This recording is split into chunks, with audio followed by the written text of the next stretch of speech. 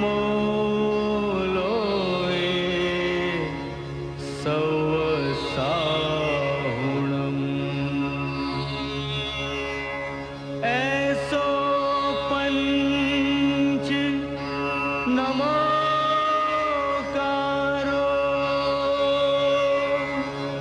सौपाव पणासणो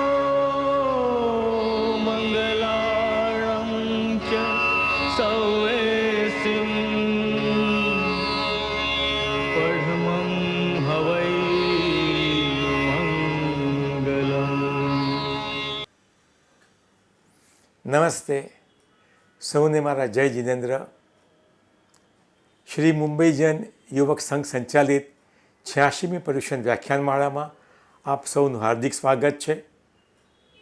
આજના સંજોગો જોતાં આ વર્ષે વ્યાખ્યાનમાળા વર્ચ્યુઅલ પ્રકારની યોજવામાં આવી છે. આપણા સદનસીબે આ વર્ષે આપણને 8 દિવસ માટે ઉત્તમ વક્તા મળ્યા છે અને તે છે સર્વશ્રી પદ્મશ્રી ડૉક્ટર કુમારપાળભાઈ દેસાઈ. એમનો પરિચય આપને આપશે શ્રી નીતિનભાઈ સોનાવાલા, જે અમારા સંઘના પ્રમુખ છે. એવો એમના મનોભાવ દર્શાવશે અને પરિચય આપશે. આપ સૌનો આભાર. નીતિનભાઈ. આપણા જોઈન્ટ ટ્રેઝરર ભરતભાઈ ખૂબ આ વખતે મહેનત કરી છે આ 86મી પર્યુષણ પર્વની વ્યાખ્યાનમાળાનું આયોજન કરવામાં. તો હું એમનો ખૂબ ખૂબ આભાર માનું છું. 86મી પર્યુષણ પર્વની વ્યાખ્યાનમાળાના પહેલા પાવન દિવસે આપ સર્વે પ્રબુદ્ધ આપતાજનોને પ્રણામ કરી કોરોના મહામારી કાળમાં પ્રત્યક્ષ નહીં તો પરોક્ષ રૂપે ટેકનોલોજી દ્વારા આવકારું છું. અને આનો ખરો શ્રેય હું આપણા પોતાના પરિવાર સમા પદ્મશ્રી ડૉક્ટર કુમારપાળભાઈ દેસાઈને આપી મારા તેમજ સંઘ વતી હૃદયથી આવકારું છું.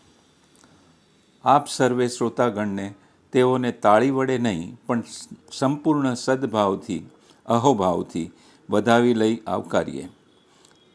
તેઓએ મને ફોન ઉપર જણાવ્યું કે સંઘની વ્યાખ્યાનમાળાની આંગળી પકડીને તેઓ વક્તવ્ય આપતા શીખ્યા છે અને આથી અમારી ભાવનાની સાથે સાથે એક ઋણની ચૂકવણી માટે એમણે પર્યુષણના 8 દિવસ પર જુદા જુદા વિષય ઉપર વ્યાખ્યાન આપવાનું સ્વીકાર્યું છે. એ રીતે તેમની પ્રેરણાથી માત્ર 6 દિવસના ટૂંકા સમયમાં પૂર્ણ નહીં તો પ્રતિકરૂપે અમે વ્યાખ્યાનમાળા યોજી શક્યા છે, પરંપરા જાળવી શક્યા છે. તેનો આનંદ છે. કોરોનાની મહામારી સમગ્ર વિશ્વ ઉપર ભય અને મોતનું તાંડવ સર્જી રહી છે. આપણું મુંબઈ શહેર પણ ઘણું ગ્રસિત થયું છે. અંગત રીતે કહું તો હું પણ થોડો સમય એને કારણે મુશ્કેલીમાં મુકાયો હતો ને હોસ્પિટલમાં વિચારતો કે પર્યુષણ વ્યાખ્યાનમાળાનું આયોજન નહીં કરી શકાય. વ્યાખ્યાનમાળાના શુદ્ધ જ્ઞાનનો અનુપમ અવસર કહેવાય. એથી એ વિશેષ વ્યાખ્યાનમાળાને માપદંડ રૂપે રાખીને જુદા જુદા શહેરોમાં પર્યુષણ સમયે આવી વ્યાખ્યાનમાળાઓ યોજાતી રહે છે. પરિણામે સૌને શ્રુત ભક્તિનો અપૂર્વ લાભ વિદ્વાન વક્તાઓ તથા સાધુ ભગવંતો આચાર્ય ભગવંતો દ્વારા પ્રાપ્ત થાય છે. સદવિચારોનું ચિંતન સદમાર્ગે અને લોકોને વાળે છે, અનેક લોકોને વાળે છે. શા માટે આ અવસર આપણે ચૂકી જવો? 6 દિવસ બાકી હતા. કુમારપાળભાઈની પ્રેરણા હતી. 8 વ્યાખ્યાન આપવાની તૈયારી. નિર્ણય લેવાઈ ગયો. પૂરી કાર્યવાહક સમિતિએ સર્વસંમતિથી સહકાર આપ્યો. પરિણામે 86મી વ્યાખ્યાનમાળા આપ સર્વેની સમક્ષ આકાર લઈ શકી. પર્યુષણ પર્વ એટલે આત્મસાધનાનું પર્વ. પર્યુષણ એટલે આત્મામાં સ્થિર થવાનું પર્વ. ચારે બાજુ ફર્યા કરતાં મનને એકાગ્ર કરવાનું પર્વ એટલે પર્યુષણ પર્વ. પદ્મશ્રી ડૉક્ટર કુમારપાળભાઈનો પરિચય ખૂબ જ લાંબો છે, જે બાકીના 7 દિવસો દરમિયાન આપીશ. તેમના સાનિધ્યમાં કેટલાક પ્રવાસ ખેડવાનો ડૉક્ટર ધન્વંતભાઈ સાથે અવસર મને પ્રાપ્ત થયો છે. તે દરમિયાન તેમના રમૂજ વૃત્તિ, સૌમ્યતા, ગંભીર વિષયની ચર્ચા, આચાર્ય ભગવંતોની હાજરીમાં ગંભીર તત્વલક્ષી સંવાદ, ક્રિકેટ જેવા વિષયમાં પારંગતતા, સરળતા, નમ્રતા અનેક ગુણો જોવા મળ્યા છે. તેની વાતો પ્રસંગો દ્વારા ખૂબ જ ટૂંકમાં કહેવાનો પ્રયત્ન કરીશ આ 7 દિવસ દરમિયાન. આજનો આપનો વિષય છે પર્યુષણ પર્વનો વિશિષ્ટ મહિમા. આપને વિષય ઉપર પ્રકાશ પાડવા વિનંતી કરું છું. પદ્મશ્રી કુમારપાળભાઈ દેસાઈ. શ્રી મુંબઈ જૈન યુવક સંઘની 86મી વ્યાખ્યાનમાળાના પ્રસંગે આપની સાથે એક યાત્રામાં જોડાતા આનંદ અનુભવું છું. વિખ્યાત અંગ્રેજ વિવેચક T.S. એલિયટે કહ્યું છે કે tradition has it's on beauty. પરંપરાને પોતાનું સૌંદર્ય હોય છે અને આવું પરંપરાનું સૌંદર્ય એ હંમેશા શ્રી મુંબઈ જૈન યુવક સંઘની પ્રવૃત્તિઓમાં જોવા મળ્યું છે. એક આવી લાંબી વ્યાખ્યાનમાળાની યાત્રા 86મા વર્ષે પહોંચેલી આ આખી વ્યાખ્યાનમાળા અને એને કેટલું સમાજને આપ્યું. એને સમાજને વૈચારિક ધન આપ્યું, એને સમાજને ધાર્મિક ક્રાંતિના વિચારો આપ્યા, એને સમાજને આખા વિશ્વ સાથે જોડી આપ્યો. અને એ રીતે શ્રી મુંબઈ જૈન યુવક સંઘની આ વ્યાખ્યાનમાળા એ ગુજરાતના વિચાર જગતમાં એક આગવી ભાત ધરાવનારી અને સૌ જેની વાટ જોતા હોય એવી વ્યાખ્યાનમાળા બની રહી. આ વ્યાખ્યાનમાળાએ અનેક વિષયો પર અનેક ક્ષેત્રના લોકોના ચિંતનો રજૂ થયા અને મારે સ્વીકારવું જોઈએ કે આજથી વર્ષો પહેલાં, 4 દાયકાથી પણ વધારે વર્ષ પહેલાં એકવાર મુરબ્બીશ્રી રમણલાલજી શાહનો પત્ર આવ્યો અને એમાં એમણે શ્રી મુંબઈ જૈન યુવક સંઘની વ્યાખ્યાનમાળાનું નિમંત્રણ આપ્યું. મને યાદ છે કે એ સમયે મેં પહેલી વાર વિષય પસંદ કર્યો. સામાન્ય રીતે કોઈ જૈન ધર્મના વિષયો પસંદ કરીએ પણ આ વ્યાખ્યાનમાળામાં એવું કોઈ બંધન નહોતું અને આમે વિચારને ક્યાંથી કોઈ બંધન પરવડે. એટલે પહેલી વ્યાખ્યાનમાળાનો મેં વિષય રાખ્યો મનની શોધ. અને એ પછી તો વર્ષો વર્ષ આ વ્યાખ્યાનમાળામાં આવવાનું બન્યું. મુરબ્બી રમણભાઈ, મારા પરમ સ્વજન શ્રી ધનવંતભાઈ અને આજે શ્રી નીતિનભાઈ સોનાવાલા. આ રીતે એક આખી પરંપરાનો જે અનુભવ થયો અને ત્યારે એમ થયું કે કોરોનાના મહામારીના આ સમયમાં પણ શા માટે આ વ્યાખ્યાનમાળા ન યોજાય. અને આજે મુંબઈમાં વધારે વિકટ પરિસ્થિતિ છે એવે સમયે પણ આ વ્યાખ્યાનમાળા યોજાઈ રહી છે. એની પાછળ આપણા પૂર્વસૂરીઓના વિદ્યાતપના આશીર્વાદ છે અને એ આશીર્વાદને કારણે આજે પર્વાધિરાજ પર્યુષણની જ્ઞાન યાત્રામાં આપણે સૌ સામેલ થયા છીએ. આ તબક્કે આપણે પર્યુષણના જુદા જુદા દિવસોમાં જુદા જુદા વિષયો પર વિચાર કરીશું અને એમાં પણ આજની પરિસ્થિતિ, કોરોના મહામારીની પરિસ્થિતિ, માણસમાં ભયથી ફફડતો માણસ. મને યાદ આવે છે કે આચાર્ય મહાપ્રજ્ઞજીએ એક આખું પુસ્તક લખ્યું ભગવાન મહાવીરની સાધના ઉપર. પછી એમને ચિંતન શરૂ કર્યું કે આનું નામ શું આપવું અને એમણે આનું નામ આપ્યું અભયની સાધના.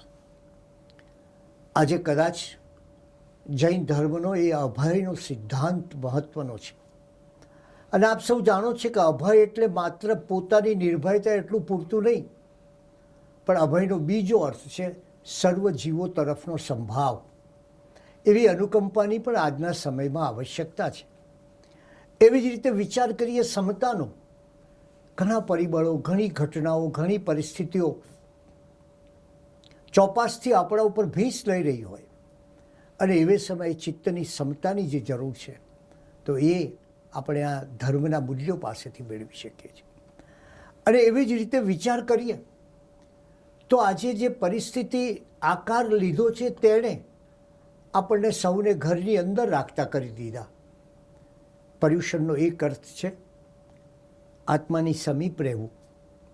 અને આજે આ કોરોના મહામારીએ આપણને સૌને એ તીર્થસ્થાનોમાં, એ ધર્મસ્થાનોમાં, એ સભાગૃહમાં જવાને બદલે આપણા ઘરની અંદર આત્માની સમીપ રહેવાની એક અનુકૂળતા સાધી છે.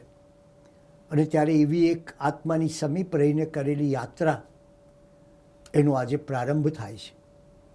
અને તેથી આજના પ્રથમ દિવસે આપણે પર્યુષણના મહિમાની વાત જોઈએ. શા માટે આ એક વિશિષ્ટ અને અનન્ય પર્વ છે એનો જરા વિચાર કરીએ. ધમ્મો મંગલ મુક્તિઠમ અહિંસા સંયમોતવો દેવાવીતમ નમનસંતિ જસ ધમ્મે સયામણો. આ આગમવાણીના અપાર મહિમાનો વિચાર કરીએ ત્યારે ખ્યાલ આવે કે ધર્મ એ ઉત્કૃષ્ટ મંગલ છે અને અહિંસા, સંયમ અને તપ એ ત્રણ એના પાયા છે. અને જે આવા ધર્મનું આચરણ કરે છે એને સ્વયં દેવાવીતમ નમનસંતિ, સ્વયં દેવો પણ નમસ્કાર કરે છે. એટલે જુઓ કે ધર્મની વ્યાખ્યા આપતા એ કેટલી વ્યાપક વાત અહીંયા જોવા મળે છે. મારી આરાધના કરો, મારી ઉપાસના કરો, મારે ચરણે આવો, કશું જ નહીં. ધર્મ એટલે શું? ધર્મ એટલે અહિંસા, સંયમ અને તપ. જૈન દર્શને જે આકાશ જોયું છે એ આ છે કે અહીં કોઈ વ્યક્તિ નથી, અહીં માત્ર ગુણ છે. અને ગુણને આત્મસાત કરવાની એક સમગ્ર પ્રક્રિયા છે. અને એવા ગુણોને આત્મસાત કરવાનો સમય એટલે પર્વાધિરાજ પર્યુષણ પર્વ. પર્યુષણ પર્વ આવે અને આપણા ગ્રંથો તો કહે છે જેમ મંત્રોમાં નમસ્કાર મહામંત્ર મહાન છે, જેમ તીર્થોમાં શ્રી શત્રુંજય તીર્થ મહાન છે, જેમ રત્નોમાં ચિંતામણી રત્ન મહાન છે, એ જ રીતે પર્વોમાં પર્વાધિરાજ પર્યુષણ મહાન છે. શા માટે એને મહાન કહ્યું હશે ત્યાંથી આજની વિચારણાનો પ્રારંભ કરીએ. સામાન્ય રીતે પર્વ એ એક દિવસનું મળે. એક દિવસ મહાવીર જયંતીની ઉજવણી થાય, મહાવીર જન્મ કલ્યાણકના દિવસે, કે એક દિવસ બીજી અન્ય ઉજવણી થાય, એક દિવસ અક્ષય તૃતીય આવે. પણ પર્યુષણ શા માટે 8 દિવસના, સળંગ 8 દિવસ ચાલે એવું પર્વ કેમ? તો એનો મર્મ એ છે કે પર્યુષણ એ પ્રયોગ છે. અને પ્રતિવર્ષ તમારે એ તમારી ભીતરમાં આ પ્રયોગ કરવાનો છે. 7 દિવસ એ એની સાધનાના છે અને 8મો દિવસ એ સિદ્ધિનો દિવસ છે. અને આ સાધના કરતાં કરતાં કરતાં, પ્રયોગ કરતાં કરતાં કરતાં તમે સિદ્ધિએ પહોંચો છો. એ દૃષ્ટિએ પર્યુષણ છે એ તમારા ભીતરની લેબોરેટરીમાં કરવાનો એક્સપેરિમેન્ટ છે. અને એ એક્સપેરિમેન્ટ કરીને આ 7 દિવસ સુધી એ એક્સપેરિમેન્ટ કર્યા પછી તમે ક્ષમાના કિનારે લાગડો છો, ક્ષમાપના સુધી પહોંચો છો, સંવત્સરી દિવસ સુધી પહોંચો છો. દિગંબર ભાઈઓ હોય તો એનું આ 10 દિવસનું પર્વ હોય. પણ એ જે વાત છે કે એક દિવસ નહીં, આ 8 દિવસ કે 10 દિવસ એ શા માટે, એનો ગંભીરતાથી તમે વિચાર કરો તો ખ્યાલ આવશે કે આ એક સળંગ ચાલતી પ્રક્રિયા છે. અને આવી એક આધ્યાત્મિક પ્રક્રિયા પ્રતિવર્ષ આપણા ભીતરમાં ચાલે અને આપણે ધીરે ધીરે ધીરે અધ્યાત્મના માર્ગે આગળ વધીએ. એટલે પહેલી વાત આ છે અને બીજી વાત, પર્યુષણને કેમ લોકોત્તર પર્વ કહ્યું છે? કેટલીક વસ્તુ છે એ લોકોને માટે હોય છે. આપ જાણો છો કે શીતળા સાતમ જેવો તહેવાર હોય તો એ પોતાના સ્વાસ્થ્ય માટે શીતળા ન થાય એવી માન્યતાને આધારે થતો હોય છે. જોકે હવે એનો કોઈ બહુ અર્થ રહ્યો નથી શીતળાની રસી શોધાયા પછી. પણ એ એક દિવસનો હોય છે. ગૌરી વ્રત હોય તો એમાં પોતે સારા પતિ પ્રાપ્ત કરવાની ભાવના હોય છે. આમ એની પાછળ કોઈ લૌકિક ઈચ્છાઓ, લૌકિક ભાવનાઓ હોય છે. ધનતેરસ હોય તો ધન પ્રાપ્તિની પેલી વાત હોય. પર્યુષણમાં પ્રાપ્તિ શું? પર્યુષણમાં પ્રાપ્તિની અપ્રાપ્તિ એ જ પ્રાપ્તિ. પર્યુષણમાં પ્રવૃત્તિની નિવૃત્તિ એ જ પ્રવૃત્તિ. અને એ જ આ પર્વની વિશેષતા છે. અને એટલે જ આપણા ગ્રંથો કહે છે કે ભગવાન મહાવીર સ્વામીએ રાજગૃહી નગરીમાં શ્રેણીક્રમ કહેલું. આ કેટલું પ્રાચીન પર્વ છે એ હું તમને કહેવા માગું છું કે પૂર્વે ગજસિંહ નામના રાજાએ આ સરસ આરાધના કરીને મહાવિદ્ય ક્ષેત્રમાં તીર્થંકર પદ પામીને મુક્તિપદ મેળવ્યું હતું એમ કહ્યું છે. એટલે કલ્પના કરો કે પ્રભુ મહાવીર સ્વામીથી પણ પહેલાં આ પર્યુષણ પર્વની ઉજવણી થતી હોય. લોકોત્તર એ માટે મેં આપને કહ્યું તેમ કે જેમાં કોઈ લૌકિક પ્રાપ્તિનો ભાવ નથી. પુત્ર મળે, ધન મળે, કીર્તિ મળે, પ્રયોજન અમુક સિદ્ધ થાય સાંસારિક, એવો કોઈ જ ભાવ નથી. એટલે આ વિશ્વનું એક એવું વિરલ આધ્યાત્મિક પર્વ છે કે જેમાં બાહ્ય શૂન્યતા અને ભીતર સમૃદ્ધિ. એટલે આજે આ પર્વાધિરાજ પર્યુષણના પર્વે આપણે ભીતરની સમૃદ્ધિનો વિચાર કરીએ છીએ. કદાચ કોઈને એમ થાય કે શા માટે પ્રતિવર્ષ આ પર્યુષણની ઉજવણી કરવી? એનું કારણ શું? ત્યારે આપણા ગ્રંથો કહે છે કે ભોજન, ઔષધ અને અધ્યયન. ભોજન આજે લીધું પાછું કાલે તો લઈએ જ. ઔષધ એક દિવસે રોગ જાય નહીં એ પણ વારંવાર લેવું પડે. અને અધ્યયન, આપણે પણ રિવિઝનનો મહિમા છે તો માણસ વારંવાર અધ્યયન કરતો જાય તો જ ચાલે. એમાં દોષ નથી હોતો.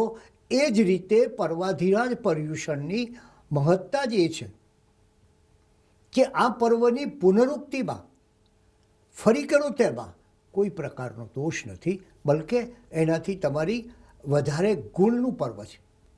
અને એટલે તમારી ગુણોની વસંત ખીલે છે. જીવનમાં ગુણોની વસંત ખીલવવા માટે આ પર્યુષણ પર્વ છે. અને ત્યારે એ શું કરે છે? ત્યારે આપણા જીવનમાં શું કરશે? વિચાર કરો. અને ત્યારે પાછું ફરી આપણે એનો વિચાર કરીશું એ સૂત્રકૃતાંગની પરમાત્માની વાણીનો દિવેવ ધમ્મમ. આ પર્યુષણ આપણને પેલું સ્મરણ કરાવે છે કે ધર્મ એ દીપક છે. આમ તો તમને બહુ સરળ વાક્ય લાગે, પણ એનો ભાવ બે છે. એક તો ચોતરફ અંધકાર જામ્યો હોય, આમ જ્યાં આપણે સાદા શબ્દોમાં કહીએ તો આપણે આપણો પોતાનો હાથ પણ જોઈ શકીએ નહીં એવો કાળો ડિબાંગ અંધકાર હોય. અને એવે સમયે એક ખૂણામાં દીપક આવે, પ્રજ્વલિત થાય અને આખું ખંડ જળાહળા થઈ જાય. તો સવાલ એ ઊભો થાય કે અત્યાર સુધી જે અંધકાર અહીંયા છવાયેલો હતો એ ગયો ક્યાં? ક્યાં ચાલ્યો ગયો? બસ તો ધર્મ છે એ આ કામ કરે છે, દીપકનું કામ કરે છે કે અંધકારને દૂર કરવો અને પ્રકાશનું પ્રાગટ્ય કરવું. અને એટલે જ આ સૂત્રકૃતાંગની ગાથા આપણને કહે છે કે ત્યારે આત્મશુદ્ધિને માટે આ ધર્મ દીપકના અજવાળે ચાલવાનું છે. કારણ કે એ અંધકારનો નાશક છે અને પ્રકાશનો દાતા છે. એ ધર્મ છે. અને એવા ધર્મનું જ્યારે આપણે અનુસરણ કરીએ ત્યારે વિચાર એ કરીએ કે આ પર્યુષણ એનો એક અર્થ છે પરિઉષ્ણા. પરિઉષ્ણાનો અર્થ છે આત્માની નજીક રહેવું. આ સમયે આપણે આપણા આત્માની નજીક રહીએ છીએ. એનો અર્થ શું? એનો અર્થ એ કે આજ સુધી આપણે દેહની નજીક હતા. જીવનમાં બે બાબત છે, એક મર્ત્ય અને બીજી અમર્ત્ય.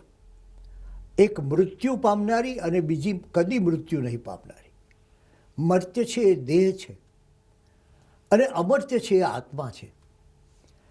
આજ સુધી આપણે પેલું આપણા દેહની સાથે એટલા બધા જોડાયેલા હતા કે તમે કોઈ માણસ તમને મળે ત્યારે તમે વિચાર કરો, કોઈ દિવસ આપણે એમના આત્માના ન્યૂઝ પૂછ્યા છે? તરત પહેલો પ્રશ્ન હોય કેમ છો, અને પેલું તરત શરૂ કરી દે કે મને ડાયાબિટીસ થયો, આમ થયું, આટલા વર્ષ થયા, આ મુશ્કેલીઓ પડી. કોઈ પણ માણસને મળો અને તમને એ દેહની જ વાત કરે. કોઈ એમ કહે કે દીકરાઓ બહુ સરસ છે અને બહુ સુખી છે, તો એ કોઈ એમ કહે કે હવે ઘડપણ થયું, બધી તકલીફો પડવા માંડી છે. દેહ સિવાય કોઈ વાત જ નહીં. એટલે માણસ જે આખો દેહ સંલગ્ન હોવાથી આત્માથી દૂર ગયો છે, ત્યારે પરિઉષ્ણા તમને કહે છે કે તું જરા આત્માની સમીપ જા. આ વાતને જરા જુદી રીતે પણ જોવી જોઈએ કે આ પર્યુષણના દિવસોમાં વ્યક્તિ આરાધના કરતી હોય અને એ બહારથી દૂર જઈને પ્રવૃત્તિથી નિવૃત્ત થઈને પોતાની ભીતરમાં જતી હોય અને પોતાની ભીતરના પ્રકાશને શોધતી હોય, પ્રગટાવતી હોય, ગુણોને પ્રગટાવતી હોય, દોષોને જોતી હોય, પોતાની ભૂલોનો વિચાર કરતી હોય. એટલે એક અર્થમાં કહીએ તો આ પર્યુષણ એ તમને આત્માની નજીક લઈ જાય છે, અથવા તો કહીએ કે તમારા પૂદગલ પિંડમાં રહેલું અમૃત તત્વ, તમારા શરીરમાં રહેલું અમૃત તત્વ એની પાસે લઈ જાય છે. અને એટલે જ તમે જાણો છો કે પર્યુષણમાં બીજા બહારના સાંસારિક વ્યવહારિક કામો છોડીને વ્યક્તિ પોતે 8 દિવસ સુધી આવી નિવૃત્તિ સેવીને શું કરે છે? એ કરે છે જેમ તમે તમારા ઘરના બારી બારણા બંધ કરીને અંદર એકલા બેઠા હો, એમાં પર્યુષણ એ બારી બારણા બંધ કરીને આત્મા સાથે એકલા બેસવાનો આ સમય છે. અને એ કદાચ એ અમૃત તત્વ આપણને નજર નથી દેખાતું, પણ જેઓ અનુભવી છે, જેઓ પરમાત્મા છે, આ બધાએ એ અમૃત તત્વની વાત કરી છે ને એની ખોજ એ આપણા ભીતરની મોટામાં મોટી ખોજ છે. માણસ એના જીવનમાં આ આત્માના માર્ગે ચાલીને આત્મશુદ્ધિ, આત્મસમજણ, આત્મવિશ્લેષણ અને આત્મ સાક્ષાત્કાર સુધી પહોંચે છે. પણ એને માટે શ્રદ્ધા પરમ દુર્લભ. શ્રદ્ધા એ અત્યંત દુર્લભ છે. માણસનું મન એ શંકાથી ચાલતું હોય છે. ભગવાને કહ્યું કે ધર્મ પરની શ્રદ્ધા એ ઘણી અઘરી છે. જીવનમાં કટોકટી આવે ને ધર્મની શ્રદ્ધા ડગવા માંડે. જીવનમાં મુશ્કેલી આવે ને થાય કે હવે આ ઈશ્વર કંઈક મદદ કરતા નથી. જીવનની પ્રત્યેક ઘટનામાં આપણી શ્રદ્ધાને આપણે શંકાના પાત્રમાં મૂકી દઈએ છીએ. ત્યારે આ પર્યુષણ છે એ કહે છે કે તમારી શ્રદ્ધાને દ્રઢાવવાનો આ અવસર છે. એવી દુર્લભ શ્રદ્ધા તમે ધારણ કરો અને એને માટે તમારે શું કરવાનું? એને માટે તમારી ભૌતિક દ્રષ્ટિ કામમાં નથી આવતી. એટલે જુઓ તમે, પર્યુષણ એ આધ્યાત્મિક દ્રષ્ટિના ઉઘાડનો અવસર છે. તમારી ભૌતિક દ્રષ્ટિની કામમાં આવે. આનંદગંજી મહારાજે કહ્યું ને કે ચરમ નયન કરી માર્ગ સેવતા ભૂલ્યો સહેલ સંસાર રે, તે નયને કરી માર્ગ સેવીએ જે નયન તે દિવ્ય વિચાર રે. તમારા આ નયન નહીં ચાલે. તમારા આ નયનને બદલે તમારે દિવ્ય વિચારના ચક્ષુ થી જોવું પડશે. આ જગતને તમારે તમારી ભૌતિક તૃષ્ણાઓ, ઈષ્ણાઓ, લાલસાઓ, લીપ્સાઓ, ઝંખનાઓ એની જ નજરથી તમે જોયું છે. તમારી અનુકૂળતાની દ્રષ્ટિએ જોયું છે. તમને ગમતું હોય જોયું છે. પર્યુષણ કહે છે જરા ઊભા રહો, જરા જુદો માર્ગનો વિચાર કરો. એટલે કે મન, વચન અને આત્માને પાર જઈને પરમાત્મા સાથે ગોષ્ઠી કરવાનો અવસર છે. અને એવો અવસર જ્યારે આપણને મળે ત્યારે જે લૌકિક પર્વો છે એ તમારા શરીરનું પોષણ કરે છે, તમારી ઈચ્છાઓનું પોષણ કરે છે, તમારી તૃષ્ણાઓનું પોષણ કરે છે. આ પર્વ છે એ તમને તમારી ભાવનાઓનું પોષણ કરે છે. આ પર્વ છે એ તમારા જીવનમાં એક નવો એવા પ્રકારનો ઉઘાડ લાવે છે કે જેને પરિણામે તમે આત્મરત બનો છો, આત્મસંલગ્ન બનો છો અને સૌથી વધારે તો તમે આત્મપ્રિય બનો છો. અને એ પર્વની આરાધના શું કરે છે? એક પ્રસિદ્ધ રશિયન કથા છે. એ કથામાં એવું કહેવાયું છે કે એક માણસને ભયંકર મહામારી લાગુ પડી. એની તપાસ કરી, વૈદ્યો આવ્યા, હકીમો આવ્યા, કોઈ એનો શોધી શક્યા નહીં કે આ રોગ થવાનું કારણ શું છે. કદાચ અત્યારના સંજોગોમાં કોરોનાનું પણ સ્મરણ થાય આપણને. કોઈ શોધી શક્યા નહીં. છેવટે લોકોએ એ માણસને વિનંતી કરી કે તારા રોગનું કોઈ કારણ અમે શોધી શકતા નથી ને આ રોગ જો વધુ ફેલાય, એનો ચેપ લાગે તો આ નગરને ભારે નુકસાન થાય, માટે કૃપા કરીને તું નગરની બહાર પેલા ખંડેરમાં વસવા જા. પેલો માણસ એ ખંડેરમાં રહેવા લાગ્યો. એ રસ્તે જતા આવતા છોકરાઓને વિનંતી કરે કે ભાઈ જરાક તમારા ઘેરથી એક બટકું રોટલો લાવી દેજો ને. એ રસ્તે જતી આવતી પનિહારીઓને હાથ જોડીને કહે કે બહેન જરા મારો આ પાણીનો ઘડો ભરી દેજો ને. આ માગી માગીને, ભીખી ભીખીને, યાચના કરીને એણે એનું જીવન પૂરું કર્યું. એ માણસ મૃત્યુ પામ્યો. સવાલ એ થયો કે એને જો ગામની વચ્ચે આવેલા કબ્રસ્તાનમાં દફનાવી અને જો એમાંથી એ પેલા રોગના જંતુઓ નીકળે તો ગામના પાછું જોખમ થાય, મહામારી ફેલાય, નગરને આફત આવે. એટલે સૌએ નક્કી કર્યું કે આ વ્યક્તિ જે ખંડેરમાં ગુજરી ગયો છે, જે અવસાન પામ્યો છે, ત્યાં જ એની દફનવિધિ કરવી.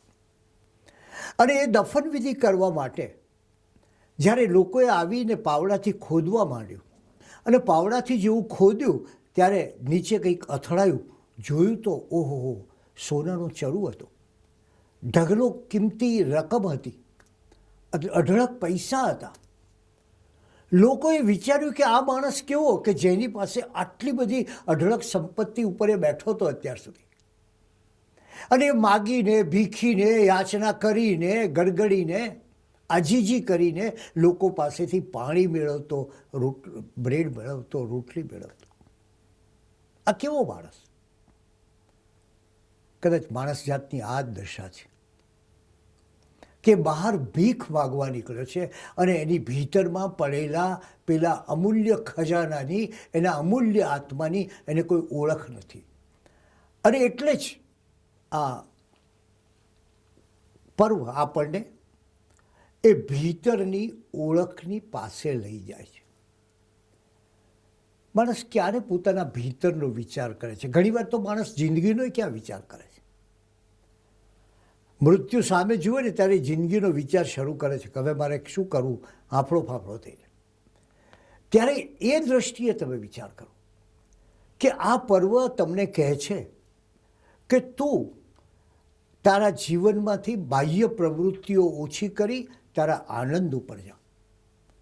એટલે કે આનંદના ઉત્કર્ષનું આ પર્વ છે.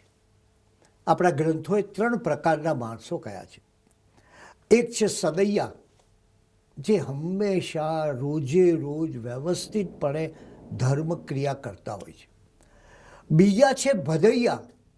ભદૈયા એટલે ભાદરવો મહિનો આવે ને એમને ધર્મ યાદ આવે, પર્યુષણ આવે ને એમને ધર્મ યાદ આવે.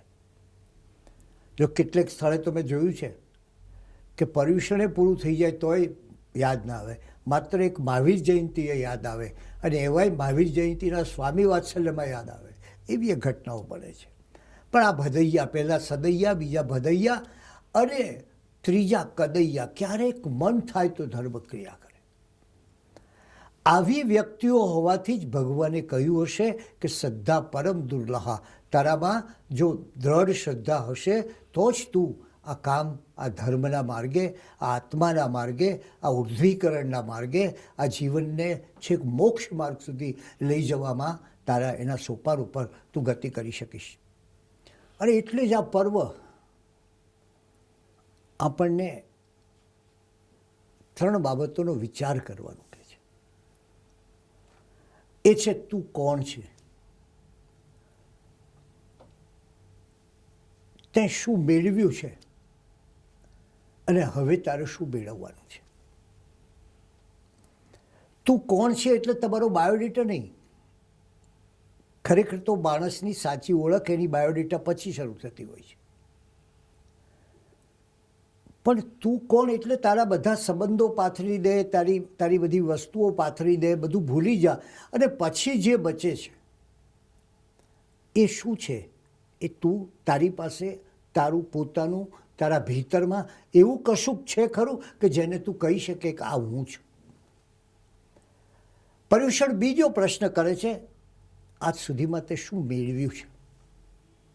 મેળવ્યું એટલે શું? તમે દિવાળીએ જેમ નફા તોટાનો હિસાબ કરીએ છીએ, હવે તો જો કે માર્ચ મહિનામાં કરતા હોય છે, પણ એ નફા તોટાનો હિસાબ આપણે કરીએ અને જોઈએ કે આટલું પામ્યા, આટલું ગુમાવ્યું. એમ પર્યુષણ છે એ આત્માની દિવાળી છે કે તમારા આત્માએ શું મેળવ્યું અને શું ગુમાવ્યું એનો ખ્યાલ તમને આ પર્યુષણ પર્વ પરથી આવે. આ દિવસોમાં તમારે એનું ચિંતન કરવાનું છે કે ગયા પર્યુષણમાં જે હતો અને આ 1 વર્ષ વીત્યું તો પર્યુષણ મને પહેલો સવાલ પૂછે છે કે તારા સાધના જીવનમાં કેવો ઉત્કર્ષ થયો, તારી આત્મસમૃદ્ધિમાં કયો ઉમેરો થયો, તારી ભાવનાઓમાં કઈ વૃદ્ધિ થઈ અને શુદ્ધિ થઈ. આ બીજો પ્રશ્ન છે, હું કોણ છું. અને ત્રીજો પ્રશ્ન છે જે બહુ મહત્વનો છે કે તારે જીવનમાં શું મેળવવાનું છે. જૈન ધર્મ મૃત્યુથી ડરવાનું નથી કહેતો, પણ જીવનને સાચી રીતે જીવવાનું કહે છે. અને એ જીવવાનું કહે છે માટે જ આપણને સવાલ કરે છે કે તારું હવે જ્યારે આયુષ્યના અંતે પહોંચ ત્યારે તે શું મેળવવાનો તારો નકશો છે. ઘણા માણસોને પૂછો કે તમારા જીવનનો નકશો શું છે, તો એ લોકો કે સાહેબ ભારતનો નકશો જોયો છે, અમેરિકાનો જોયો છે, પણ જીવનના નકશાની ખબર નથી. ત્યારે આ જીવનના નકશાનું સ્મરણ કરાવે એનું નામ આ પર્યુષણ. અને આજે આ પર્યુષણના દિવસે આપણે આ જીવનના નકશાનું સ્મરણ કરીએ કે આપણા જીવનનો હવે પછીનો નકશો શું છે. અને આવતીકાલે એક એવો ઉઘાડ આવે, એક એવું પ્રભાત આવે, એક એવો નવો ઉમંગ આવે કે જેનાથી આપણા જીવનમાં પેલો દિવેવ ધમ્મમ એ ધર્મના દીપકનો પ્રકાશ પથરાય. આથી જ આપણા ગ્રંથોએ પર્વાધિરાજ પર્યુષણની વાત કરતાં કહ્યું, પર્વાની બહુની સંતિ પ્રોક્તાની જીન આગમે. જીન આગમની અંદર ઘણા પર્વોની વાત કરવામાં આવી છે. કેટલા પર્વો છે આપણે સૌ જાણીએ છીએ, પણ ગ્રંથકાર કહે છે કે પર્યુષણા સમમ નાન્ય. પર્યુષણ જેવું બીજું ન અન્ય કોઈ બીજું પર્વ છે નહીં. કર્મણામ મર્ગ ભેદકૃત. આપણે સૌ જાણીએ છીએ કે 8 પ્રકારના જે કર્મ છે અને એમાં પણ મોહનીય કર્મનો પેટા પ્રકાર મિથ્યાત્વ મોહનીય કર્મ.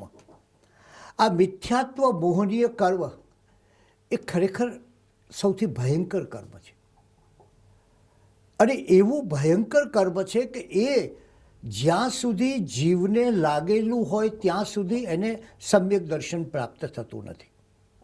એટલે આવા મિથ્યાત્વ મોહનીય કર્મ ને પરિણામે જો સમ્યક દર્શન પ્રાપ્ત ન થાય તો શું પ્રાપ્ત ન થાય? તો કેવળ જ્ઞાન કે મોક્ષ પ્રાપ્ત ન થાય. એટલે સૌથી પહેલો પ્રહાર, સૌથી પહેલો આઘાત એ આ 8 પ્રકારના કર્મમાં આ મોહનીય કર્મના પેટા પ્રકાર તે મિથ્યાત્વ મોહનીય કર્મ પર કરવાનો હોય છે. અને એટલે જ એ કર્મને ભેદવા માટે, મિથ્યાત્વ મોહનીય કર્મને ભેદવા માટેનું કોઈ એકમાત્ર પર્વ હોય તો એ પર્વાધિરાજ પર્યુષણ પર્વ છે. આપણા ગ્રંથોમાં આ 8 પ્રકારના કર્મને એક હાથીની ઉપમા દ્વારા સુંદર રીતે દર્શાવવામાં આવ્યા છે. આપ એક હાથીની કલ્પના કરો અને હાથીના 4 પગ તે આયુષ્ય, નામ, ગોત્ર અને વેદનીય. આ હાથીના 4 પગ. હવે જરા વિચાર કરીએ કે એની 2 આંખો કઈ, તો એની 2 આંખો છે જ્ઞાનાવર્ણનીય અને દર્શનાવર્ણનીય. એની પૂંછડી કઈ, તો એ પૂંછડી છે અંતરાય કર્મ. પૂંછડીની વાત થઈ ગઈ, આંખોની વાત થઈ ગઈ, પગની વાત થઈ ગઈ. હવે આવશે એ હાથીના ગંડસ્થળની વાત. હાથીનું શરીર શું છે? એ છે મોહનીય કર્મ. અને હાથીનું ગંડસ્થળ એ છે મિથ્યાત્વ મોહનીય કર્મ. હવે એ ગંડસ્થળ આપણે સૌ જાણીએ છીએ કે હાથી જ્યારે તોફાને ચડ્યો હોય ત્યારે એના પગ બાંધવાથી એ શાંત થતો નથી. હાથી જ્યારે તોફાને ચડ્યો હોય ત્યારે એને સૂંઢથી પકડીને બરાબર બાંધી દઈએ તો પણ શાંત થતો નથી. ત્યારે જ વશ થાય કે જ્યારે એના ગંડસ્થળને, એના કપાળને અંકુશથી ભેદવામાં આવે તો જ એ તોફાની હાથી શાંત થાય છે અને એના મર્મસ્થાન પર પ્રહાર કરી શકતો નથી. એ જ રીતે તમે જુઓ કે અંકુશ તો બહુ નાનું છે, એની 2 કે 3 જ પાંખ ભમકાતા હાથી પોતે શાંત થાય છે. આ 3 પાંખ કઈ? જરાક જોઈએ પેલા ગ્રંથો કેટલી સૂક્ષ્મતાથી વાત કરે છે. એ 3 પાંખ એ છે, એક છે ક્ષમા, બીજું છે વિનય અને ત્રીજી છે કૃતજ્ઞતા. એ 3 પાંખ વડે એ વ્યક્તિ જીવે પોતે આ મિથ્યાત્વ મોહનીય કર્મ દૂર કરવાનું છે. અને એ રીતે પર્વાધિરાજ પર્યુષણની એક મોટો મહિમા આ છે કે એ મિથ્યાત્વ મોહનીય કર્મને ભેદનારું છે. કદાચ આપણી આખી યાત્રાનો પહેલો મુકામ, પહેલો પડાવ, પહેલી આવશ્યકતા, પહેલી જરૂરિયાત જે છે એ આ પર્વાધિરાજ પર્યુષણમાં સિદ્ધ થતી આપણે જોઈ રહીએ છીએ. આ પર્વોના પણ અમુક વિશિષ્ટ વિશુદ્ધિ કરનારા પરિબળો હોય છે. દાખલા તરીકે કોઈ પર્વ એ આપણી દર્શન વિશુદ્ધિ કરે છે, તો વળી કોઈ પર્વ એ આપણી જ્ઞાન વિશુદ્ધિ કરે છે, કોઈ પર્વ એ આપણી ચારિત્ર વિશુદ્ધિ પણ કરે છે. તો પર્વાધિરાજ પર્યુષણ એ દર્શન વિશુદ્ધિ માટેનું સૌથી મોટું પર્વ છે. એટલે કંઈક બીજા શબ્દોમાં કહીએ તો એ મિથ્યાત્વને દૂર કરીને સમ્યકત્વ પામવા માટેનું પર્વ છે. સંકિતને પામવાનું આ પર્વ છે. અને એટલે જ જૈન આગમો એ આને એક એટલો મહિમા કર્યો છે. રાજસ્થાનમાં તો 8નો ઠાઠ એવો શબ્દ વાપરવામાં આવે છે. એ 8 દિવસ સુધી ચાલતો અને એક સમયે જેનો દેવો અષ્ટાંગિકા મહોત્સવ કરતા એવું આ મહાન પર્વ છે. મૂળ વાત આ છે કે આ જે દર્શન વિશુદ્ધિ માટેનું પર્વ છે એને માટે શું કરવું જોઈએ? એને માટે એકવાર ગુરુ ગૌતમ સ્વામીને કેશીકુમાર શ્રમણે પ્રશ્ન કર્યો કે હજારો શત્રુઓ વચ્ચે રહેવા છતાં એ શત્રુઓથી કઈ રીતે તમે બચી શકો? આટલા બધા શત્રુઓ હોય બાહ્ય જગતના, બાહ્ય જીવનના, સંસારના, અને એ બધાનો સામનો કરી અને એ સામનો કર્યા બાદ તમે કઈ રીતે વિજયી બની શકો એનો માર્ગ કેશીકુમાર શ્રવણે અનંત લબ્ધિ નિદાન ગૌતમ સ્વામીને પૂછ્યું. અને એના ઉત્તરમાં ગુરુ ગૌતમ સ્વામીએ કહ્યું કે પહેલાં હું એક શત્રુને જીતું છું, પછી હું 4 શત્રુને આસાનીથી જીતી શકું છું, અને 4 શત્રુને જીતું એટલે કે 4 શત્રુ પર વિજય મેળવવું એટલે 10 પર વિજય મેળવું છું. અને આ રીતે આ સેંકડો શત્રુઓની વચ્ચે રહીને, એમની સામે લડીને, એમનો સામનો કે પ્રતિકાર કરીને હું વિજય પ્રાપ્ત કરું છું. ગુરુ ગૌતમ સ્વામીના આ ઉત્તરે કેશીકુમાર શ્રમણને જરા વધારે વિચારમાં મૂકી દીધા. અને કેશીકુમાર શ્રમણે પૂછ્યું કે આ કયા કયા શત્રુ છે એ તો મને કહો. ત્યારે ગુરુ ગૌતમ સ્વામીએ કહ્યું કે માણસનો સૌથી મોટામાં મોટો કોઈ શત્રુ હોય ને તો એ અહંકાર છે. આપણે સૌ જાણીએ છીએ, જે ગૌતમ સ્વામીના જીવનથી પરિચિત છે એ સૌ જાણે છે કે ગુરુ ગૌતમ સ્વામીએ આ અહંકારને કેવો પરાજિત કર્યો હતો. આપણા ગ્રંથોમાં વર્ણન આવે છે કે ગુરુ ગૌતમ સ્વામી જ્યારે ગોચરી લેવા માટે જતા ત્યારે પોતાનું પાત્ર પોતાના ગુરુ પ્રભુ મહાવીરને બતાવીને નીકળતા. હવે તમે કલ્પના કરો કે ગુરુ ગૌતમ સ્વામી છઠના પારણે છઠ કરતા હતા, એટલે 2 દિવસના ઉપવાસ બાદ 3જે દિવસે પોતે આહાર ગ્રહણ કરતા. આમ 2 દિવસના ઉપવાસ હોય, ધાર્યું હોત તો એમના હજારો શિષ્યોને કામ સોંપી શક્યા હોત, પણ એ પોતે સ્વયં ભિક્ષા લેવા જતા, ગોચરી લેવા જતા. જતા પહેલા ગુરુની આજ્ઞા માગતા. રસ્તામાં જુઓ, છઠના 2 ઉપવાસ તો છે જ, એ પછી આહારનો સમય છે, પણ રસ્તામાં કોઈ અતિમુક્તક જેવો મળે અને પૂછે કે મને પ્રભુ મહાવીરના ઉપદેશ જરા સમજાતા નથી, તો નિરાતે શાંતિથી ગુરુ ગૌતમ સ્વામી એને એવો સરસ ઉપદેશ આપે કે એ ભગવાન મહાવીરનો અનુયાયી બની જાય. પછી પાછા આવ્યા બાદ પોતે જે ગોચરી ગ્રહણ કરી છે એ ગુરુને દર્શાવીને એ ગોચરી પોતાના શિષ્યોની વચ્ચે મૂકે અને કહે કે આ ગોચરી ગ્રહણ કરીને મને ઉપકૃત કરો. આ અનંત લબ્ધિ નિધાન, આ પરમ જ્ઞાની, મહાતેજસ્વી, જેમને વિશે વિશેષણો ટૂંકા પડે એવી મહાન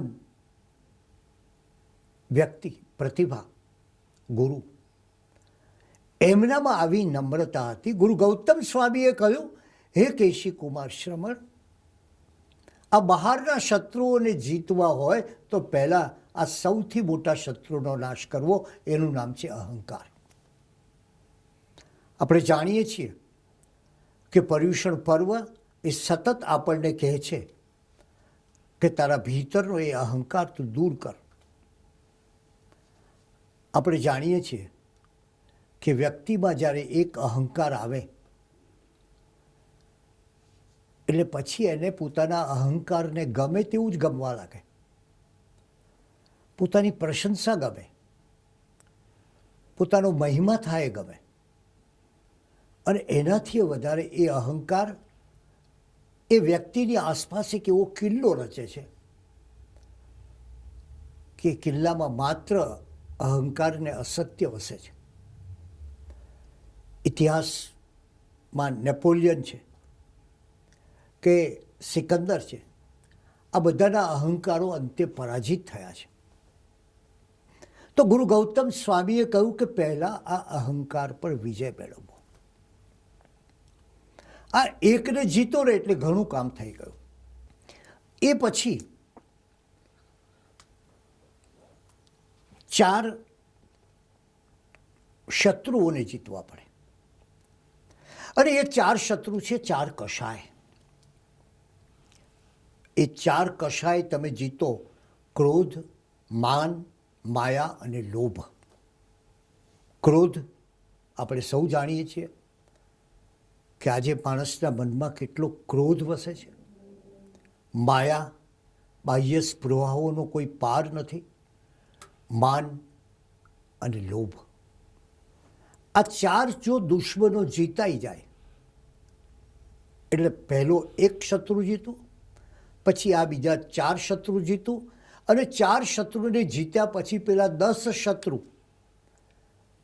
મારી ઇન્દ્રિયો, એ 5 ઇન્દ્રિયોના સારા અને ખોટા વિષયોને હું જીતી લઉં એટલે હું આ 10 શત્રુઓને જીતું, એટલે પછી મને મહાવિજય પ્રાપ્ત થાય છે.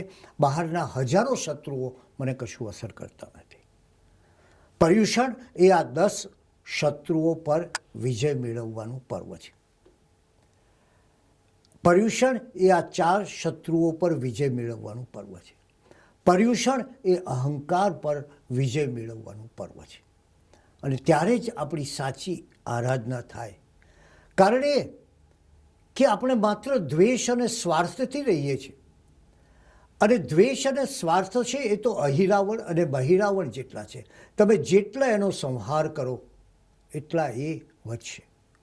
એટલે પર્વાધિરાજ પર્યુષણને આપણે હંમેશા કહેતા હોઈએ છીએ કે હે પર્યુષણ, હે પર્વાધિરાજ, અમને શાંતિ આપો, અમને ચેન આપો. આ વૈરાગ્યમાં જીવનભર બળ્યો છું તો જરા લેશ પણ ભીતરમાં હરિયાળી રહી નથી. માયાએ બાંધ્યો છે, તૃષ્ણાએ મને સખત તપાવ્યો છે, મદે નચાવ્યો છે, કામ અને ક્રોધે મારા જીવનમાં કકળાટ મચાવ્યો છે. ત્યારે મારું જીવન એ ખુદ આનંદરૂપ બનવાને બદલે બોજારૂપ બન્યું છે. ત્યારે આ મને બચાવો હે પર્વાધિરાજ પર્યુષણ. આ દ્વેષની વાદળી મને નિવારી શકું એવું કંઈક કરો. અને ત્યારે કેશીકુમાર શ્રમણ વળી પાછો એક પ્રશ્ન પૂછે છે. હે ગૌતમ સ્વામી, માણસના હૃદયમાં એક વિશ્વેલ ઉગે છે, ફૂલે છે, ફળે છે. અને જો એ વિશ્વેલને, એ વિષયુક્ત વેલને, એ ઝેરી વેલને, એ દૂષિત વેલને કઈ રીતે કાપી શકાય? અને સૌથી પહેલાં તો એના પર વિજય મેળવવાની વાત કરી, પણ એનું નામ શું છે? ત્યારે ગૌતમ સ્વામી કહે છે કે પહેલાં એ વેલને કાપી એના મૂળને ઉખાડી દેવી, અને પછી જો તમે વેલને કાપી નાખો, એના મૂળથી જ ઉખાડી નાખો, તો પછી તમારે કોઈ વિષફળ ચાખવાના રહેતા નથી. તો પ્રશ્ન થાય છે કે કઈ છે વેલ? ભવતૃષ્ણા. એ ભવતૃષ્ણા નામની વિષવેલ દૂર થાય એ છે પર્યુષણનો પહેલો પ્રયત્ન. અને એટલે જ પર્યુષણ એ આપણને સતત આત્માની ઓળખનો મહાન સંદેશ આપે છે. એ કહે છે કે તમે 365 દિવસ પણ મહત્ત્વના નથી, કદાચ પર્યુષણના 8 દિવસ પણ મહત્ત્વના નથી, અરે સંવત્સરીના 1 દિવસની ખેવના પણ નથી. માત્ર જરૂર છે એટલી કે ભીતરની અંદર ઉજમાળ પથરાય, ઉજાસ પથરાય, પ્રકાશ પથરાય. એવી આંતરજ્યોતિથી આપણા અંતરને ઉજાડીએ, એ જ પર્યુષણનો આદેશ છે. અને એટલે જ પર્યુષણમાં આચારની સુગંધ, જ્ઞાનનું તેજ, તપનું બળ અને જીવ માત્ર પ્રત્યેની મૈત્રી, એનો પ્રાદુર્ભાવ થવો જોઈએ. અને ત્યારે એને વિચારવું પડે કે એ કઈ રીતે પ્રાદુર્ભાવ થાય. જીતે તે જીન અને જીનને પૂજે તે જૈન. એ જીન, એ જીતે જીન જેણે આ જગતના આ વસ્તુઓને જીતી છે, એ વિકારો પર વિજય, કષાયો પર વિજય અને બધા પર વિજય મેળવી અને મહાવિજયી બન્યા છે. એવા મહાવિજયી, એવા અંતરવિજયી, એવા આત્મવિજયી પરમાત્માને અનુસરે એ વ્યક્તિ એ જૈન. અને એટલે જ એ જૈન ક્યારેય હકીકતમાં પરાભવ પામતો નથી. એનું કારણ એ છે કે એની ભાષામાં, એના જીવનમાં અને એના કાર્યમાં શું હોય છે? વિવેક, વિનય અને વીરતા. એ વિવેકથી સાર અને અસારને જાણે છે, આ પર્યુષણમાં 3 ગુણો વિશે વિચાર કરવો છે. કયું યોગ્ય છે ને અયોગ્ય, કયા માર્ગે જવા જેવું છે અને કયા માર્ગે જવા જેવું પણ નથી, કયું આચરણ કરવા જેવું છે અને કયા આચરણની કલ્પના પણ કરવા જેવી નથી, સ્વપ્નમાં પણ સેવવા જેવું નથી. તો એક વિવેક, સારા સારનો વિવેક, વિવેક મૂલો હિ ધમ્મો એમ કહ્યું છે. એટલે પહેલી વાત છે એ વિવેકની વાત છે, જેનાથી સાર અને અસારને જાણવાનું છે. અને બીજી વાત છે એ વિનયની વાત છે કે વિનયથી વ્યક્તિ બીજી વ્યક્તિ સાથે તાદાત્મ્ય સાધે છે. વિનય હોય તો સ્નેહ જાગે, વિનય હોય તો પ્રેમ થાય. અને ત્રીજી છે વીરતા, કે જેનાથી તમે અધર્મને હાંકી કાઢો. આજે આ પર્યુષણ પર્વના દિવસે આપણા જીવનમાં આવી અંતરજ્યોતિથી અંતરને ઉજ્માળ કરવાની શક્યતાઓ વધારે ને વધારે પ્રગટે. અને તેથી આજે એ વિચારીએ કે શા માટે ચોતરફ હતાશા, નિરાશા અને હિંસા જોવા મળે છે? કારણ કે માણસ હાર્યો છે. જ્યારે આ વીરનો ધર્મ તમને કહે છે કે હારાય નહીં, પરાજય નહીં, હકીકતમાં તો આપણે વીર એને કહીએ છીએ કે જે શત્રુને હરાવે તે વીર. પણ હકીકતે શત્રુને મિત્ર બનાવે તે મહાવીર છે. અને એની જ્યારે ઉપાસના કરીએ ત્યારે આપણે અજ્ઞાનમાંથી સમ્યક જ્ઞાન તરફ જવાની પ્રારંભ કરવો પડશે. સ્વહિતને બદલે પરહિતનો વિચાર કરવો પડશે અને વિભાવ દશામાંથી સ્વભાવ દશામાં જવું પડશે. પર્યુષણ એ આ સઘળા પુરુષાર્થોની વાત કરે છે. અને એ પુરુષાર્થો જ્યારે આપણા જીવનમાં જાગે ત્યારે ક્ષમાની વસંત ખીલે. ક્ષમા કોની માગશો? ક્ષમા પહેલાં પોતાની જાતની માગો કે મારી પાસે આટલી શક્તિ, આવો અનંત શક્તિમાન આત્મા હોવા છતાં હું કઈ રીતે જીવ્યો. અને પછી સર્વની ક્ષમા માગો.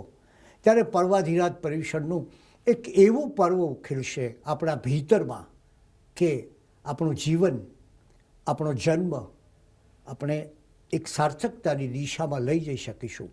અને એ ભાવના આજે આ પર્યુષણના પ્રસંગે આપણે સૌ કોઈ આપણા ભીતરમાં ધરાવીએ અને આ માર્ગે, અધ્યાત્મના માર્ગે, પરમાત્માના માર્ગે, પરમનો સ્પર્શ પામવાના માર્ગે આગળ ચાલીએ.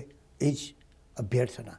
પદ્મશ્રી કુમારપાળભાઈ દેસાઈ આપણને ધર્મ, પર્યુષણ અને એ દરમિયાન આપણે કયા પ્રકારની વૃત્તિ કેળવવાની છે તેની વાત કરે છે. આગમની વાણી ટાંકીને તેઓ કહે છે કે ધર્મને ઉત્કૃષ્ટ મંગલ કહેવાયું છે. આ ધર્મના 3 મહત્વના પાયા છે: સંયમ, તપ અને અહિંસા. અને આ સંયમ, તપ અને અહિંસાનું જે આચરણ કરે છે તેને દેવો પણ નમન કરે છે. જૈન ધર્મના આ વિશાળ આકાશમાં ધર્મની આટલી વિશાળ વિભાવના કહેવામાં આવી છે. અહીં કોઈ એકનું અનુસરણ કરવાનું, કોઈ એક વ્યક્તિના વચનને અનુસરવા એવું કહેવાયું નથી, પરંતુ જેના આચરણમાં સંયમ, તપ અને અહિંસા છે તે જ ધર્મી છે. એવી વાત કુમારપાળભાઈએ પોતાના વ્યાખ્યાનમાં કહી છે. આગળ તેઓ કહે છે કે પર્યુષણ એ લોકોત્તર પર્વ છે. મોટાભાગના જે પર્વો છે તે લોક એષણા માટે હોય છે, જેમાં આપણી દૈહિક અને ભૌતિક ઈચ્છાઓ સંકળાયેલી છે, લૌકિક ઈચ્છાઓ સંકળાયેલી છે. પણ જે લોકથી પર્વ છે એવું આ પર્વ છે. એમાં લૌકિક ઈચ્છા નથી. આ પર્વમાં તો પ્રાપ્તિની અપ્રાપ્તિ કરવાની છે, પ્રવૃત્તિમાંથી નિવૃત્તિ કરવાની છે. અને એટલા જ માટે આને પર્વાધિરાજ, પર્વોનો પણ રાજા કહેવામાં આવ્યો છે. આ એની વિશેષતા છે. આ પર્વની પ્રાચીનતા વિશેની વાત કરતા કુમારપાળભાઈ કહે છે કે રાજગ્રહી નગરીમાં શ્રેણિક રાજાને પ્રભુ મહાવીર જ્યારે આ પર્વની વાત કરતા હતા ત્યારે તેઓ કહેતા કે ગજસિંહે પણ આ પર્વની ઉજવણી દ્વારા મુક્તિ પ્રાપ્ત કરી. તો એટલું પ્રાચીન આ પર્વ છે જેમાં લૌકિકતાનો ભાવ નહોતો, પરંતુ ભીતરની સમૃદ્ધિ હતી. કુમારપાળભાઈ આગળ કહે છે કે આ એક ભીતરની પ્રયોગશાળા છે અને જેમ આપણે ભોજન ઔષધિ અને અધ્યયન નિયમિત રૂપે કરીએ છીએ, લઈએ છીએ, એ રીતે આની આરાધના પણ આપણે નિયમિત રૂપે કરવી જોઈએ. કારણ કે દરેક વખતે આપણા દોષોને ઓછા કરવા માટે અને આપણા ગુણોની નજીક જવા માટે, આપણા આત્માના અંદર રહેલા ગુણોની નિકટ જવા માટેનું આ પર્વ છે. અને આગળ તેમને ધર્મને દીપક કહ્યું છે. એ ધર્મનું દીપક આપણા અંધકારને છેદે છે, પ્રજ્વલિત કરે છે અને આપણી અંદર જે એક આંતરિક શુદ્ધિ રહેલી છે એનું પ્રાગટ્યકરણ કરવામાં આ ધર્મ આપણને મદદરૂપ બને છે. આ વાત કરતાં કરતાં તેમને 2-3 બહુ જ સરસ ઉદાહરણો આપ્યા અને એમાં પણ ખાસ કરીને એમને આપણા 8 કર્મોની વાત હાથીના કલ્પન દ્વારા સમજાવી. આ હાથીના કલ્પનની વાત કરતાં કુમારબાળભાઈએ કહ્યું કે એમના હાથીના 4 પગ એ આયુષ્ય, નામ, ગોત્ર અને વેદનીય કર્મનું પ્રતીક રૂપે છે, જ્યારે 2 આંખ એ જ્ઞાનાવરણીય અને દર્શનાવરણીય કર્મના પ્રતીક રૂપે છે અને પૂંછડી એ અંતરાય કર્મ છે અને હાથીનું શરીર એ મોહનીય કર્મ છે. જ્યારે એમને હાથીના આ ગંડસ્થલને મિથ્યાત્વ મોહનીય કર્મ કહ્યું છે. હવે જ્યારે હાથી અંકુશ બહાર જાય છે ત્યારે એના પગને બાંધવાથી કે એને સૂંઢને બાંધવાથી અંકુશમાં નથી આવતો, પરંતુ એના ગંડસ્થલ પર જ્યારે અંકુશ દ્વારા પ્રહાર કરવામાં આવે ત્યારે એ તોફાની હાથી કાબૂમાં આવે છે. તો આ જે ત્રિપરિમાણીય અંકુશ છે એ 3 પાંખ છે અને એની વાત કરતા કુમારપાળભાઈ કહે છે ક્ષમા, વિનય અને કૃતજ્ઞ. આ 3 પાંખ છે જે ગંડસ્થલ મોહનીય કર્મ, મિથ્યાત્વ મોહનીય કર્મ પર આઘાત કરે છે અને ત્યારે જ દર્શનની વિશુદ્ધિ પ્રાપ્ત થાય છે. સૌથી મોટું કોઈ વિઘ્ન હોય તો તે છે આપણો અંધકાર. આ અંધકાર, ક્રોધ, માન, માયા, લોભ, આ બધું જ આપણને અશુદ્ધ કરી રહ્યું છે. આ પર્યુષણ પર્વ એ ભીતરની ઓળખ, આપણા આનંદની ઉત્કૃષ્ટ પળોને સમજવાનું પર્વ છે. ત્યાર પછી તેમને સદૈયા, ભદૈયા અને કદૈયા એ 3 સંજ્ઞાની વાત કરી કે જે નિયમિત રૂપે ધર્મનું આચરણ કરે છે તે છે સદૈયા, જે ભાદરવો મહિનો આવે અને ધર્મનું આચરણ કરે તે ભદૈયા, અને જે ગમે તે થાય કદી ધર્મનું આચરણ ન કરે એ કદૈયા. પછી કુમારપાળભાઈએ એક બીજી વાત પણ કરી કે શ્રદ્ધા પરમ દુર્લભ, અર્થાત શ્રદ્ધા બહુ અઘરી છે અને જ્યાં સુધી શ્રદ્ધા નથી હોતી, વીર પ્રભુના વચનમાં શ્રદ્ધા નથી હોતી, ત્યાં સુધી કંઈ જ પામી શકાતું નથી. જીવનમાં 2 બાબત છે, મર્ત્ય અને અમર્ત્ય. આજ સુધી આ દેહના મોટા ભાગના જે ભાવ છે એ દેહ સાથે જોડાયેલા છે. કુમારપાળભાઈ કહે છે કે આપણે ઘણીવાર કોઈને પૂછતા હોઈએ કે કેમ છો, તો એ તરત જ આપણને દેહની સાથે જોડાયેલી બાબત કહેશે કે સારું છે, હમણાં તકલીફ છે, દીકરાઓ ખુશ છે કે નહીં. પરંતુ આ દરેકમાંથી એક પણ બાબત આત્મા અંગેની નથી. આપણે આત્મા વિશે, આત્માની ખબર પૂછતા નથી. આ પર્વમાં આપણે આ દેહથી નિવૃત્ત થઈને આત્મા અંગે પ્રવૃત્ત થવાનું છે, ગુણોનો વિકાસ કરવાનો છે. પૂતગલ પિંડમાં રહેલું અમૃત તત્વની પાસે લઈ જનારું આ પર્વ આપણે એ રીતે આચરવાનું છે. જેમ ઘરના બારી બારણા બંધ કરી દઈએ એમ આ સમયમાં, આ 8 દિવસોમાં સર્વ પ્રવૃત્તિથી નિવૃત્ત થઈને બધા જ બારી બારણા બંધ કરીને આત્માને નિકટ જવાની વાત એમને પોતાના પ્રવચનમાં કરી છે. અને ધર્મ પરની શ્રદ્ધા ઘણી અઘરી છે, પરંતુ કારણ કે આપણે મનુષ્ય દરેક વખતે શ્રદ્ધાને શંકામાં મૂકીએ છીએ, તો આવી દુર્લભ શ્રદ્ધાને ધારણ કરવાનું આ પર્વ છે એની વાત તેમણે પોતાના વ્યાખ્યાનમાં કરી. ચરમ ભૌતિક જગતના નયનને ત્યાગીને દિવ્ય ચક્ષુને મેળવવાની વાત એવો કરે છે. કુમારપાળભાઈ કહે છે કે જગતને આપણે સતત પોતાની અનુકૂળતા મુજબ જોતા આવ્યા છે, પોતાના પૂર્વગ્રહોથી જોતા આવ્યા છીએ. મન વચનથી પાર થઈને આત્માની નિકટ જવાનું છે, પરમાત્મા સાથે ગોષ્ઠી કરવાનું આ પર્યુષણ પર્વ છે. અને એ પર્યુષણ પર્વને આરાધવાની વાત એમને પ્રયોગશાળા દ્વારા, પ્રવૃત્તિથી નિવૃત્તિ દ્વારા પ્રાપ્તિની અપ્રાપ્તિ સમજીને એને ઉજવવાનું આપણને કહે છે. અને છેલ્લે ધર્મના દીપકના પ્રકાશને આત્મા દ્વારા પામવાનો છે અને 8 પ્રકારના કર્મથી દૂર થઈને ભીતરના અંધકારને પામવાની વાત કુમારપાળભાઈના આ પ્રવચનમાં આપણે જાણી શકીએ છીએ. અને જ્યારે આ થશે ત્યારે આપણા 4 શત્રુઓ ક્રોધ, માન, માયા અને લોભનો આપોઆપ નાશ થશે. અને શું પામશું? તો કહે છે કે આપણે 3 બાબત, વિવેક, વિનય અને વીરતા, સાર અસારનો વિવેક સમજી લઈએ, યોગ્ય અયોગ્યતાનો વિવેક સમજી લઈએ, આચરવા જેવું અને ન આચરવા જેવાનો વિવેક સમજી લઈએ. અને પછી વિનય. વિનય વ્યક્તિ સાથે તાદાત્મ્ય આપણું કેળવે છે. જ્યાં વિનય છે ત્યાં સ્નેહ છે, ત્યાં પ્રેમ છે અને છેવટે અંદર રહેલા અધર્મને હાંકી કાઢવાની વીરતા કેળવીએ. આ પર્વ, આ વિવેક, વિનય અને વીરતાને કેળવવાનું પર્વ છે, આંતરજ્યોતિથી ઝળહળવાનું પર્વ છે. એ વાત કુમારપાળભાઈએ પોતાના આ પ્રવચનમાં કહીને આપણને પર્યુષણ પર્વનો મહિમા, ધર્મનો મહિમા અને પર્વ દરમિયાન આપણે આચરવાની વૃત્તિ અંગે બહુ જ સરસ રીતે અનેક ઉદાહરણો સાથે વાત કરી.